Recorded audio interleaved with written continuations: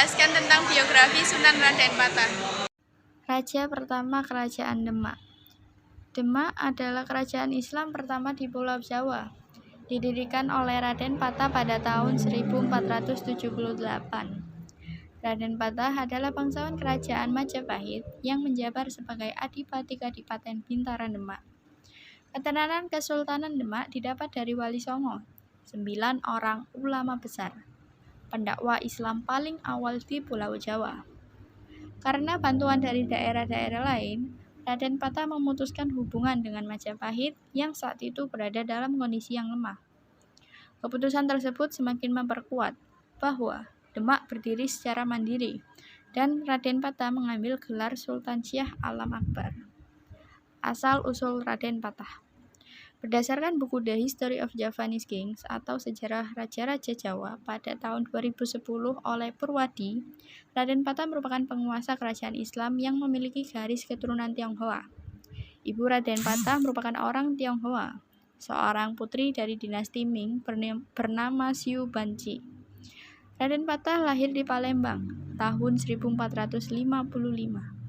Raden Patah merupakan putra Brawijaya V, raja terakhir Majapahit. Pada awal abad ke-14, Kaisar Yanlu dari dinasti Ming mengirimkan seorang putri kepada Raja Brawijaya V di Majapahit. Sebagai tanda persahabatan kedua negara, putri tersebut cantik dan pintar sehingga mendapat perhatian khusus di hati Brawijaya V. Namun, kehadiran putri tersebut mengganggu Ratu Dwarawati sang permaisuri yang berasal dari Campah. Kecemburuan ini membuat Brawijaya V terpaksa menyingkirkan putri tersebut dari istana. Dalam keadaan mengandung, sang putri dikirimkan kepada Adipati Palembang Arya Damar. Setelah melahirkan Raden Patah, Xiu Buncei kemudian dinikahi oleh Arya Damar dan memiliki seorang anak yang bernama Raden Kusen. Secara tidak langsung menjadi adik dari Raden Patah, Raden Patah memiliki nama kecil Pangeran Jimbun. Pada masa mudanya, Raden Patah memperoleh pendidikan yang berlatar belakang bangsawan dan politik. Selama 20 tahun hidup di istana Adipati Palembang, Raden Patah memutuskan untuk kembali ke Majapahit bersama adiknya, Raden Kusen. Setibanya di Tuban, Raden Patah tinggal dan belajar di Ampel Denta bersama para saudagar Muslim. Di sana beliau juga mendapat dukungan dari utusan Kaisar Cina, Laksamana Cheng Ho. Selain itu, Raden Patah juga mendalami agama Islam bersama dengan Sunan Giri, Sunan Bonang, dan Sunan Derajat. Setelah dianggap lulus, Raden Patah dipercaya menjadi ulama membuat permukiman di Bintara. Memimpin kerajaan Demak di Bintara, Raden Patah mengubah hutan Bintara menjadi sebuah pesantren Gelagawangi.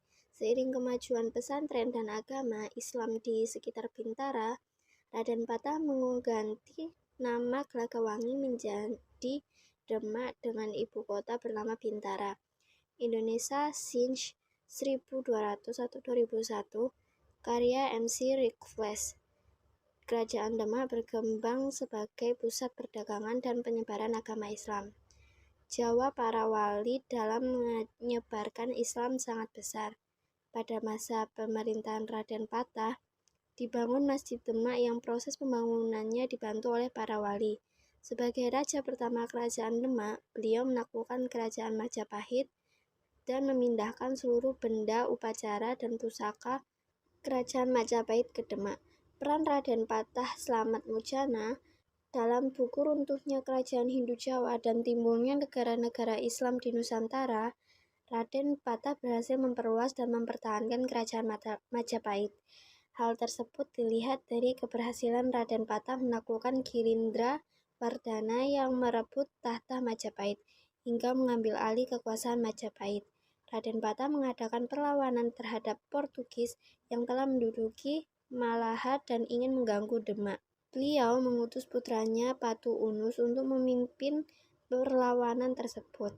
Meski akhirnya gagal dalam bidang dakwah Islam dan perkembangannya, Raden Patah mencoba menerapkan hukum Islam dalam berbagai aspek kehidupan.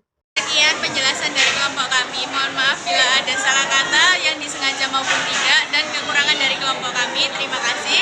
Wassalamualaikum.